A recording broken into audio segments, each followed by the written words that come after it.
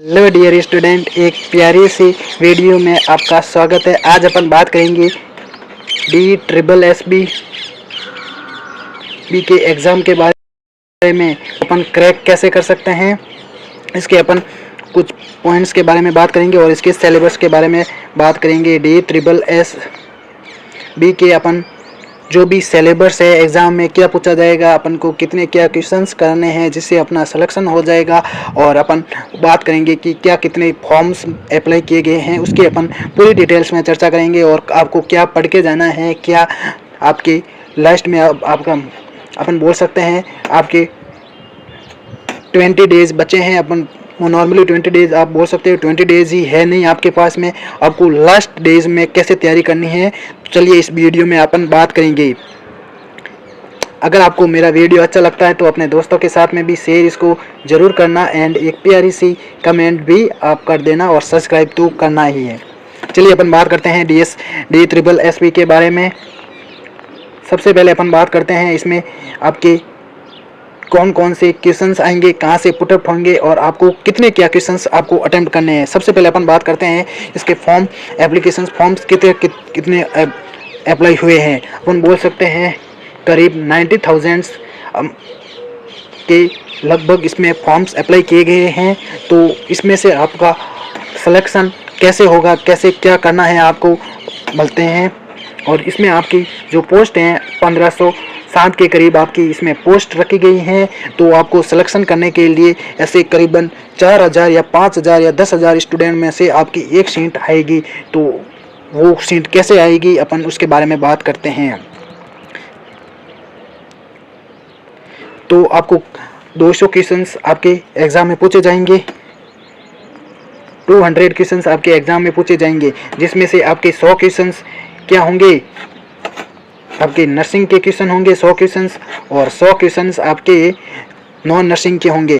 तो आपको ये 100 क्वेश्चंस तो पूरे के पूरे करने ही करने। हाँ, 2-4 ऐसे बोल सकते हैं, 2-4 आपको नहीं आते तो वो छोड़ देना है आपको, और 100 क्वेश्चन तो सबके होंगे आपके, क्योंकि सारे के सारे DSSB में जो भी नर्सिंग का जो भी सिलेबस होता है सबको वो आता ही आता है। लेकिन कहाँ पे प्रॉब्लम होती हैं, जो नॉन नर्सिंग का सिलेबस आता है उसमें नर्सिंग के स्टूडेंट इतने बोल सकते हैं इतने नहीं होते हैं कि वो नॉन नर्सिंग के भी क्वेश्चंस कर पाते हैं, पूरे के पूरे नहीं कर पाएंगे। तो भी नर्सिंग के तो आपको 100 क्वेश्चंस करने ही डियर फ्रेंड। अगर आपको सिलेक्शन चाहिए है तो आपको कम से कम 95 से अबव इसके क्वेश्चंस करने ही करने हैं, या बोल सकते हैं 90 क्वेश्चंस करने हैं। जो भी आपको अगर नहीं आता तो उसको छोड़ देना है, वही बात है। लेकिन अगर आपको आते हुए भी आप छोड़ रहे हो तो वो आपकी गलतफहमी होगी, या सिलेक्शन से दूर होंगे।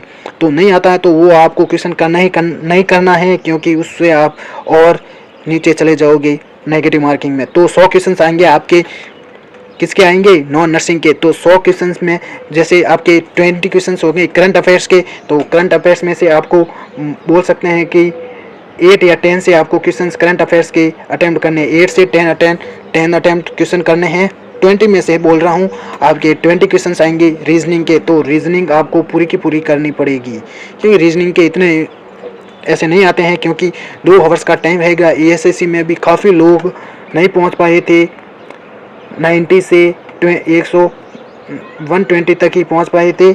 तो आपको क्या करना है, 8 से 10 क्वेश्चंस आपको किसके करने हैं, आपकी जो जनरल अपन बोल सकते हैं, जनरल करंट अफेयर्स के बोल सकते हैं, आपको उसके करने हैं। और 20 क्वेश्चंस आपको अपनी रीजनिंग के पूरे करने हैं, और 20 क्वेश्चंस आएंगे आपके मैथमेटिक्स। तो मैथमेटिक्स के इतने बोल सकते हैं कि हाँ, आपके SCPJ में इसके क्वेश्चंस थोड़े हार्ड आए थे, लेकिन फिर भी आपको 12 से 15 क्वेश्चंस आपके मैथमेटिक्स आपके करने ही करने हैं। और 10 अपन बोल सकते हैं 10 क्वेश्चंस आपके जो भी वर्ल्ड अपन बोल सकते हैं, वर्ल्ड के बारे में जो भी GK के क्वेश्चंस होंगे उनके बारे में, ये तो करंट अफेयर्स के होंगे। और जो भी आपके वर्ल्ड्स के बारे में जो भी पूछा जाएगा उसको भी आपको याद रखना है। तो उसके 20 क्वेश्चंस आएंगे, तो उसमें से आपको क्या करना है, बोल सकते हैं कि 8 से 10 क्वेश्चन उसको भी करना है। और जो भी अदर्स पार्ट्स होंगे, तो कुल मिला के आपको टोटली आपको नॉन नर्सिंग के क्वेश्चंस आपको कम से कम आपको करने पड़ेंगे 50 से 60 इसके क्वेश्चंस आपको अटेम्प्ट करने पड़ेंगे। कट पिटा के आपके नंबर जो भी पिछले 2019 में बोल सकते हैं उसकी भी आपकी मेरिट गई थी, UR की अपन बोल सकते हैं 118 पे मेरिट गई थी। 118 120 पे सिलेक्शन हुआ था यूआर का, और ओबीसी का भी यही हुआ था, 110 के आसपास सिलेक्शन हुआ था। कट पिटा के वही नंबर आएंगे सब के सब 120 130, क्योंकि 2 घंटे का टाइम है, 200 क्वेश्चन पूरे के पूरे नहीं कर पाओगे। तो अपनी नेगेटिव मार्किंग को भी थोड़ा आप ध्यान रखना, उसको भी आप मत होने देना, ज़्यादा नेगेटिव मार्किंग्स मत होने देना। 50 से 60 क्वेश्चन आपको अटैम्प्ट करने हैं, ये बोल सकते हैं 40 क्वेश्चंस आप अटेंड करने हैं। जो भी आपको अगर फिक्स क्वेश्चन आता है, 40 फिक्स क्वेश्चन आते हैं तो 40 फिक्स क्वेश्चन ही करना, अगर नहीं आते तो उसको छोड़ देना है, क्योंकि 20 क्वेश्चंस आपको रीजनिंग के तो करने ही करने, वो तो आपके 20 क्वेश्चंस होंगे। और मैथमेटिक्स के जो भी कैसे आएगी मैथमेटिक्स, उसके आपको अगर पूरे के पूरे मैथमेटिक्स में आप सॉल्व कर रहे हो तो वो आपके लिए बेनिफिशियल रहेगा। 20 क्वेश्चंस उसके होंगे तो 40 क्वेश्चन तो ये होंगे। और अपन बोल सकते हैं जनरल अवेयरनेस के भी क्वेश्चंस आपके 20 क्वेश्चन आएंगे, उसमें से भी आपको कितने भी गिनने 8 से 10 क्वेश्चन तो करने ही हैं, और जो भी अलग क्वेश्चंस आएंगे उसको भी आपको अटेम्प्ट करने हैं। तो डियर फ्रेंड्स, ध्यान रखना नेगेटिव मार्किंग कम से कम होनी चाहिए, क्योंकि इसमें करीबन 1 लाख स्टूडेंट एग्ज़ाम देने आएंगे और पोस्ट आपकी 1500 है। तो आपका सिलेक्शन प्रोसेस आपकी एक क्वेश्चंस के रोक सकता है। तो 2 घंटे का आपका टाइम होगा, तो 200 क्वेश्चन आपको करने हैं। चलिए अपन बात करते हैं क्या क्या इसका सिलेबस आएगा। चलिए अपन बात करते हैं, देखते हैं सिलेबस के बारे में। सिलेबस बा DSPC nursing officer syllabus 2024। General awareness में आपका क्या पूछा जाएगा, इंडियन हिस्ट्री के बारे में पूछा जाएगा, कंट्रीज एंड कैपिटल्स के बारे में पूछा जाएगा, फेमस डेज एंड डेट्स के बारे में पूछा जाएगा। याद रखना, इनको एक एक करके आप याद कर लेना। हेरिटेज मतलब ऐसे बोल सकता है इंडियन हिस्ट्री में क्या क्या है, जो इंपॉर्टेंट पॉइंट्स हैं उनको याद करने का।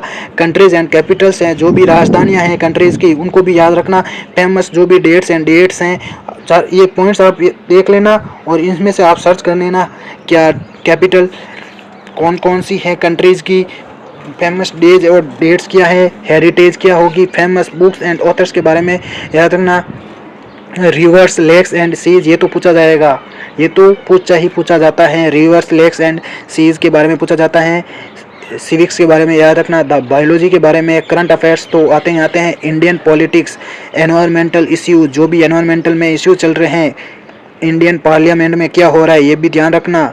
Indian economy, artist, general science, literature, inventions and discoveries ये भी क्वेश्चन आ सकता है। डिस्कवरीज के बारे में, टूरिज्म के बारे में तो आता ही आता है। फेमस प्लेस इन इंडिया में, कौन से फेमस प्लेस हैं इंडिया में, सारे के सारे ऐसे सर्च कर लेना आप अपने कहीं पर भी गूगल क्रोम पे, कैसे भी फेमस प्लेसेस इंडिया कौन से हैं उनको आप रीड आउट कर लेता। जियोग्राफी के बारे में भी क्वेश्चंस पुटअप हो सकते हैं। आगे बात करते हैं जनरल इंटेलिजेंस एंड रीजनिंग। ये पॉइंट्स, ये सिलेबस है आपके रीजनिंग का। रीजनिंग में प्रॉब्लम सॉल्विंग्स, एनालिसिस, हॉलोकॉस्ट के बारे में, decision making, visual memory, discriminations के बारे में, ऑब्जर्वेशन, रिलेशंस, जो भी आपका मतलब अपन ऐसे पूछे जा सकता है कि आप एक तस्वीर देख के बोल रहा है एक स्टूडेंट, वो मेरे माताजी के बेटे का भाई हैं, तो वो उसका रिलेशन क्या होगा, इसके बारे में, रिलेशंस के बारे में क्वेश्चन, कंसेप्ट जो भी होते हैं, एनालॉजी के बारे में, इक्वलिटी, डिफरेंस, जो भी डिफरेंस होता है, स्पेस सीन्स के बारे में, अर्थमेटिक रीजनिंग भी पूछी जा सकती है, मतलब मैथमेटिक्स के रूप में भी पूछा जाए। Verbal and form classification, arithmetic, number series भी आपको पूछा जाए। नंबर सीरीज तो क्वेश्चन पूछा जाता है। नंबर सीरीज ऐसे हो सकता है, ऐसे आपको दे दिया जाए 2 7 17, अपन बोल सकते हैं 2 7 17 32, आगे क्या आएगा इसको आप क्वेश्चन सॉल्व करना। चलिए अपन आगे बात करते हैं। अर्थमेटिक एंड न्यूमेरिकल एबिलिटी में डाटा इंटरप्रिटेशन, मतलब मैथमेटिक्स में क्या क्वेश्चन पूछे जाएंगे आपके, डाटा इंटरप्रिटेशन, एलसीएम और एचसीएफ पूछा जा सकता है। रेशियो एंड प्रोपोर्शन ये तो आपको पूछा ही जाएगा। LCM and HCF, ratio and proportion तो पूछा जाता है। परसेंटेज तो पूछा ही जाता है। एवरेज ये भी इंपॉर्टेंट है। प्रॉफिट एंड लॉस ये तो इंपॉर्टेंट है ही है, जब से आपने मैथमेटिक्स स्टार्ट की है पढ़नी, प्रॉफिट एंड लॉस। डिस्काउंट ये भी याद रखना। डेसिमल, सिंपल, कंपाउंड इंटरेस्ट, मेंसुरेशंस के बारे में पूछा जाता है। वर्किंग टाइम और डिफरेंट टाइम एंड डिस्टेंस के बारे में तो पूछा ही जाता है। टेबल्स एंड ग्राफ्स के बारे में याद रखना। Test of Hindi and English language and comparison, Hindi और इंग्लिश में क्या ग्रामर्स आपको ध्यान रखनी है। Sentence structures, synonym, antonyms and their correct usage, बोल सकता है सिनोनाइमस, एंटोनाइमस ये तो एग्जाम में पूछे जाते हैं। जैसे आपकी इंग्लिश में ग्रामर्स को ध्यान रखना है, जैसे प्रीपोजिशंस हो गई, आपके एक्टिव पैसिव वॉइस हो गई, उनको ध्यान में रखना है। Sentence structure, synonyms, antonyms and their correct usage etc। अपन बोल सकते हैं कंसर्नेट सब्जेक्ट, जो भी आपकी नर्सिंग का जो भी सिलेबस होगा, basic information of nursing subjects, जो भी बेसिक इन्फॉर्मेशन है उसका मैंने एक लेक्चर या सेशन स्टार्ट कर दिया है, उसको आप रोज़ाना देखते रहना। मतलब आपके ज़्यादा नहीं होगी, 10 मिनट्स का वीडियो होगा, उसमें भी 10 से 20 पॉइंट्स आपके ऐसे इंपॉर्टेंट होंगे जो एग्जाम में आपको लगेगा हाँ इंपॉर्टेंट है, क्वेश्चन वो एग्जाम में पूछा ही जाएगा। ह्यूमन एनाटॉमी एंड फिजियोलॉजी हो गई, एनाटॉमी एंड फिजियोलॉजी हो गई, मिडवाइफरी एंड गायनेकोलॉजी, नर्सिंग हो गई, ओबीजी हो गई, आपकी टॉक्सिकोलॉजी हो गई, टॉक्सिक जो भी टॉक्सिक सबस्टांसेज हैं उनको ध्यान में रखना है, फार्मास्यूटिकल केमिस्ट्री हो गई, एनवायरमेंटल हाइजीन, माइक्रोबायोलॉजी हो गई, बायोकेमिस्ट्री हो गई, मेंटल हेल्थ हो गई, साइकोलॉजी हो गई, एनवायरमेंटल हाइजीन हो गई, नर्सिंग मैनेजमेंट, जो भी नर्सिंग मैनेजमेंट है, मेडिकल सर्जिकल और नर्सिंग तो इम्पोर्टेंट है ही, कम्युनिटी हेल्थ नर्सिंग इसको आप पीछे मत रखना, drug store management, computers in nursing के बारे में ध्यान रखना, health education and community pharmacy के बारे में ध्यान रखना, biochemistry, health education and community pharmacy, hospital and clinical pharmacy, fundamental of nursing, very very important. अब अपन बात करते हैं DSSB nursing officer exam pattern कैसा रहेगा, आपका क्या कितना ड्यूरेशन रहेगा, 2 घंटे का टाइम रहेगा, मतलब अपन बोल सकते हैं 120 मिनट्स आपके एग्जाम में होंगे और 0.25 आपकी नेगेटिव मार्किंग होगी, मतलब 0.25 आपकी नेगेटिव मार्किंग होगी, मतलब अपन बोल सकते हैं ये 4 क्वेश्चन गलत होने पर आपकी 0.25 आपकी नेगेटिव मार्किंग क्वेश्चन बोल सकते हैं माइनस मार्किंग कर दी जाएगी। तो कौन कौन से सब्जेक्ट से कितने कितने क्वेश्चन आएंगे अपन बात करते हैं। जैसे जनरल अवेयरनेस होगी, आपके कितने क्वेश्चन आएंगे, 20 क्वेश्चन आएंगे और कितने नंबर्स के मार्क्स आएंगे, 20 मार्क्स के होंगे जनरल अवेयरनेस के, याद रखना। जनरल अवेयरनेस के जनरल इंटेलिजेंस एंड रीजनिंग के कितने क्वेश्चन आएंगे, इसके भी 20 और 20 मार्क्स के होंगे।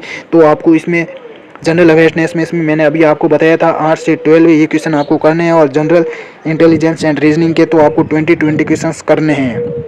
ऐसे सिलेक्शन होगा आपका। अर्थमेटिक एंड न्यूमेरिकल एबिलिटी, इसके भी 20 क्वेश्चन आएंगे, उसको भी आपको 15 से 16 क्वेश्चन करने हैं। इंग्लिश लैंग्वेज हो गई तो इसके भी आपको 8 से 12 क्वेश्चन करने हैं इंग्लिश लैंग्वेज के बारे में। हिंदी लैंग्वेज हो गई, हिंदी के भी क्वेश्चन आएंगे तो आपको इसमें भी 8 से 10 क्वेश्चन इसको करने हैं। और कंसर्नेट नर्सिंग सब्जेक्ट के आपके 100 क्वेश्चन आएंगे, जो भी 100 नंबर्स का होगा। टोटल आपके 200 क्वेश्चन आएंगे, 200 मार्क्स के आपका एग्ज़ाम होगा।